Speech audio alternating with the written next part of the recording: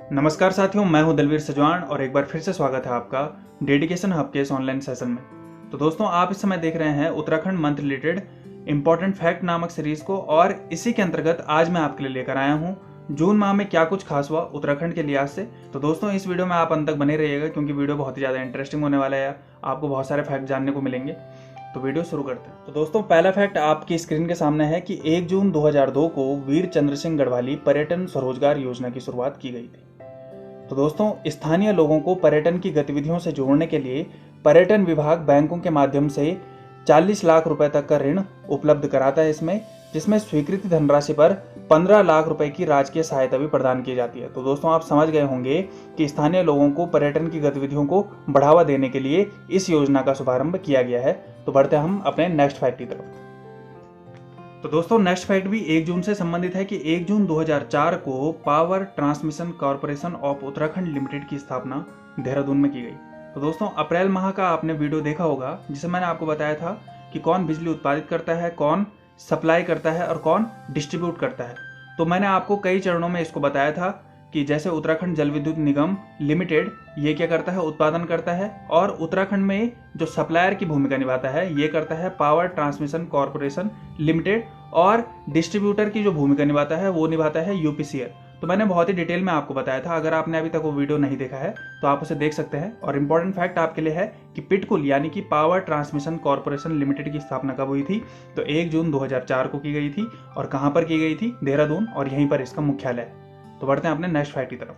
तो दोस्तों, next fact भी 1 जून से संबंधित है कि 1 जून 1934 को दलितों के उत्थान के लिए पहले समाचार पत्र का अंकन किया गया, और यह समाचार पत्र था समता, जिसका संपादन कार्य किया था मुंशी हरिप्रसाद टमटा जी ने। तो दोस्तों, आज़ादी से पहले जब तक संविधान निर्माण कार्य पूरा नहीं हुआ था तब तक दलितों के उत्थान के लिए बहुत सारे कार्य उत्तराखंड में भी किए गए थे। इनमें से कुछ एक प्रमुख कार्य मैं आपके लिए लेकर आया हूँ, इन पर एक नज़र डाल लेते हैं। तो दोस्तों, इस कड़ी में सर्वप्रथम 1905 में टमटा सुधार सभा का गठन हुआ, जिसके गठन में मुंशी हरिप्रसाद टमटा जी ने महत्वपूर्ण भूमिका निभाई। इन्हीं के द्वारा 1911 में दलितों को शिल्पकार नाम से भी संबोधित किया गया। इसके बाद लगातार पिछड़े वर्गों को उनके अधिकारों के लिए जागरूक किया गया, और फिर शुरू हुआ देश में एक आंदोलन, जो आंदोलन विनय पूर्वक अंग्रेजों के कानूनों की अवहेलना करने के लिए प्रेरित करता था। जी हाँ, हम बात कर रहे हैं सविनय अवज्ञा आंदोलन की। अब आप सोच रहे होंगे कि इस आंदोलन का उत्तराखंड के दलित समाज से क्या संबंध, पर इसी आंदोलन को उत्तराखंड में बनाए रखने के लिए नवंबर 1930 में अमन सभा का गठन किया गया, और इसको बनाने में महत्वपूर्ण योगदान दिया था जयानंद भारती ने। और यहाँ पर एंट्री होती है जयानंद भारती जी की। इसके बाद 1930 में ही इनके द्वारा एक आंदोलन चलाया गया। इसे इतिहास में डोला पालकी आंदोलन कहा जाता है। अब क्या था इस आंदोलन में, तो आपको बता दूं कि दलित समाज के व्यक्तियों को शादी ब्याह में डोला पालकी में बैठने पर पाबंदी थी। तो इस आंदोलन के जरिए इस प्रथा को समाप्त किया गया। तो दोस्तों, आपको बता दूं कि इससे पहले लाला लाजपत राय भी नैनीताल पहुंचे, और जातिगत भेदभाव और अस्पृश्यता के सिद्धांत ने उन्हें अंदर से भींच लिया। और यहाँ पर इस सिद्धांत को समझे कि जब तक हम अंदर से एकजुट नहीं होंगे तब तक अंग्रेजों से मुकाबला नहीं कर सकते। उसी समय खुशीराम के नेतृत्व में शिल्पकारों द्वारा जनेऊ धारण व आर्य नाम धारण करने का आंदोलन यहाँ पर शुरू किया गया। तो दोस्तों, इसके बाद लगातार दलित अधिकारों पर सम्मेलनों का आयोजन जगह जगह पर होने लगा, और इसी में 1931 में शिल्पकार सुधारणी सभा का गठन किया गया, जो दलित अधिकारों के लिए आवाज बुलंद कर सके। अब ये सारे कार्य कुमाऊं में चल रहे थे, तो गढ़वाल में भी देर से ही सही लेकिन अपने अधिकारों के लिए जन जागरण का कार्य तेजी से होने लगा। और इसकी शुरुआत हुई 1932 में, जब केवल 5 आना लगान बढ़ोतरी के ऊपर 1932 में जागृत गढ़वाल संघ नामक संगठन की स्थापना की गई। तो दोस्तों, इंपॉर्टेंट फैक्ट है एग्जाम पॉइंट ऑफ व्यू से कि 1932 में जागृत गढ़वाल संघ की स्थापना की गई थी। और इसके बाद 1935 में श्रीनगर गढ़वाल में दलितों की एक बड़ी सभा का आयोजन किया गया, जिसकी अध्यक्षता C.H. चौफिन के द्वारा की गई थी। अब आप सोच रहे होंगे दोस्तों कि अंग्रेज अधिकारी और अध्यक्ष, अब अंग्रेजों की इस कला से कौन अनभिज्ञ है। दोस्तों, अंग्रेज हमेशा अपने हित के लिए कमजोर पक्ष का चुनाव करता था।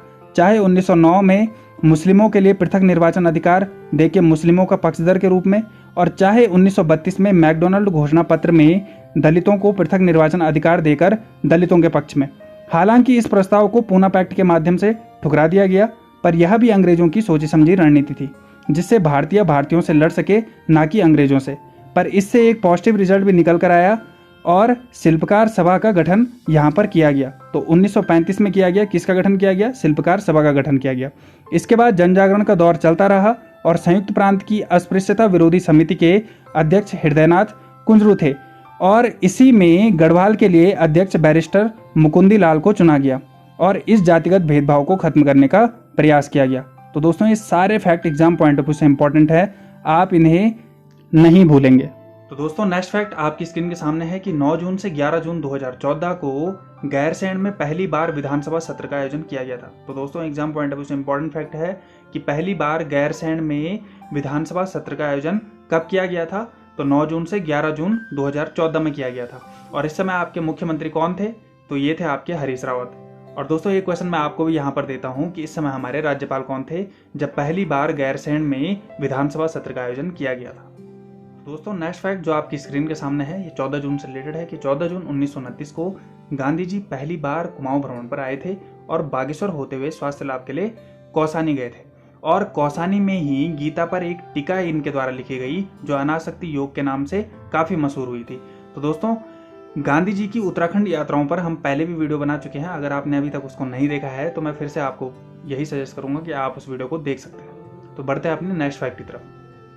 तो दोस्तों नेक्स्ट फैक्ट जो आपकी स्क्रीन के सामने है ये उत्तराखंड इतिहास की सबसे बड़ी आपदा से संबंधित है। तो दोस्तों 16-17 जून 2013 को केदारनाथ आपदा आई थी। अब क्या हुआ था इस आपदा में, तो इसको समझ लेते हैं। तो भारतीय सुदूर संवेदी संस्थान के अनुसार तीव्र वर्षा के कारण केदारनाथ के उत्तर पूर्वी में सुमेरु पर्वत पर स्थित कंपेनियन व चौराबाड़ी ग्लेशियर की ऊपरी परत पिघल व टूटकर गांधी सरोवर में जा गिरी, जिससे झील का जल केदारनाथ की ओर मलबे के साथ तीव्र वेग से प्रवाहित हुआ, जिस कारण मंदिर परिसर को बहुत अधिक क्षति हुई और सेना द्वारा एक अभियान इस आपदा राहत में चलाया गया था, जिस अभियान को कहा गया था ऑपरेशन सूर्य हो, जो 17 जून से 2 जुलाई तक चलाया गया। इसके बाद राज्य आपदा प्रबंधन प्राधिकरण का गठन 21 जुलाई 2013 को किया गया और जुलाई 2013 को राज्य में 7 सदस्यीय आपदा प्रबंधन सलाहकार समिति का गठन भी किया गया और 11 मार्च 2014 को केदारनाथ पुनर्निर्माण का कार्य नेहरू पर्वतारोहण संस्थान को आधिकारिक तौर पर दिया गया। तो दोस्तों ये सारे fact exam point of view से और जानकारी के परिप्रेक्ष्य से भी इम्पोर्टेंट है कि केदारनाथ आपदा में कौन सा अभियान चलाया गया, कब यह आपदा आई थी और राज्य आपदा प्रबंधन प्राधिकरण का गठन कब किया गया। तो ये सारे fact exam point of view से इंपॉर्टेंट है, आप इन्हें नहीं भूलेंगे। तो दोस्तों नेक्स्ट फैक्ट जो आपकी स्क्रीन के सामने है वो 21 जून से रिलेटेड है कि 21 जून 2018 को अंतर्राष्ट्रीय योग दिवस देहरादून के फॉरेस्ट रिसर्च इंस्टीट्यूट में मनाया गया। तो दोस्तों आपको पता है कि प्रत्येक वर्ष 21 जून को अंतर्राष्ट्रीय योग दिवस मनाया जाता है। तो अंतर्राष्ट्रीय योग दिवस की शुरुआत 21 जून 2015 से की गई थी और पहला योग दिवस दिल्ली में और दूसरा चंडीगढ़ में और तीसरा लखनऊ में मनाया गया था। और तो दोस्तों आप मुझे बताएंगे कि 2019 में योग महोत्सव किस शहर में मनाया गया था।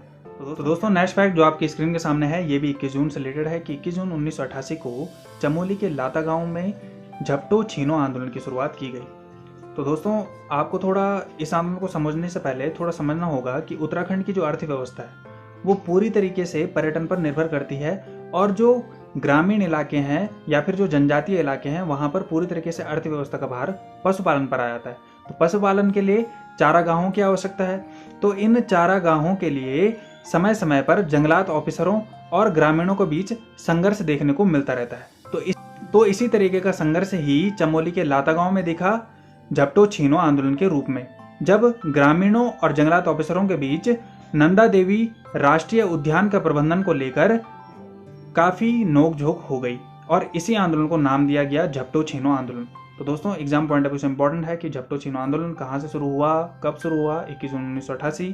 तो आप इसे नहीं भूलेंगे। तो दोस्तों नेक्स्ट फैक्ट 22 जून से रिलेटेड है कि 22 जून 1929 को गांधी जी बागेश्वर पहुंचे थे। जैसे मैंने अभी बताया आपको कि 14 जून को कुमाऊं यात्रा पर आए थे और 22 जून को बागेश्वर पहुंचे थे और यहाँ पर उन्होंने मोहन जोशी के प्रयासों से स्वराज भवन का शिलान्यास किया। तो इंपॉर्टेंट फैक्ट है दोस्तों, स्वराज भवन का शिलान्यास कब हुआ, तो 22 जून 1929 को हुआ। किसके प्रयासों से हुआ, तो मोहन जोशी के प्रयासों से हुआ।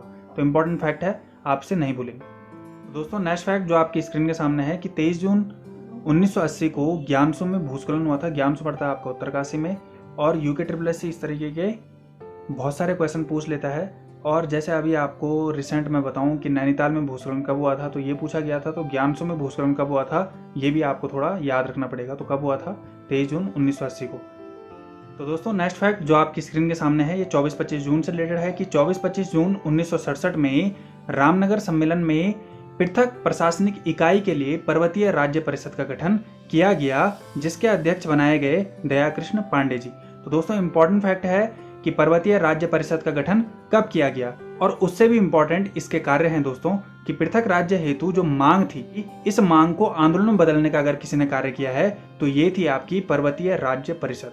तो इंपॉर्टेंट फैक्ट है दोस्तों, पर्वतीय राज्य परिषद का गठन कब किया गया, तो 1967 24-25 जून में किया गया। पहले अध्यक्ष कौन थे, दयाकृष्ण पांडे थे। और क्यों किया गया, तो पृथक प्रशासनिक इकाई के लिए किया गया। तो दोस्तों नेक्स्ट फैक्ट जो आपकी स्क्रीन के सामने है, 27 जून से रिलेटेड है कि 27 जून 2004 को भारतीय डाक विभाग द्वारा पंडित नैन सिंह रावत पर डाक टिकट जारी किया गया था। तो दोस्तों इंपॉर्टेंट फैक्ट है कि डाक टिकट कब जारी किया गया था, तो 27 जून 2004 को। लेकिन उससे पहले आपको समझना होगा कि पंडित नैन सिंह रावत जी कौन थे।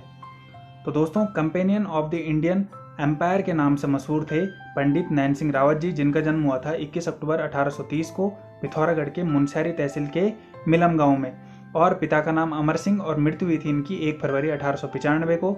तो दोस्तों ये नक्शे बनाने का काम करते थे उन बीहड़ इलाकों का, जिन बीहड़ इलाकों में कोई परिंदा भी पर नहीं मार सकता था, और वो भी उस दौर में जिस दौर में ना हमारे पास कोई इलेक्ट्रॉनिक उपकरण थे, ना ही किसी प्रकार की सैटेलाइट की हम मदद ले सकते थे। तो दोस्तों इसके अलावा इनके द्वारा और क्या क्या कार्य किए गए, तो नैन सिंह रावत हिंदी में अक्षांश दर्पण नाम की किताब लिखने वाले पहले भारतीय थे, और इन्हें companion of the Indian Empire का सम्मान दिया गया, और साथ ही रॉयल जियोग्राफिकल सोसाइटी ने इन्हें स्वर्ण पदक से भी सम्मानित किया था।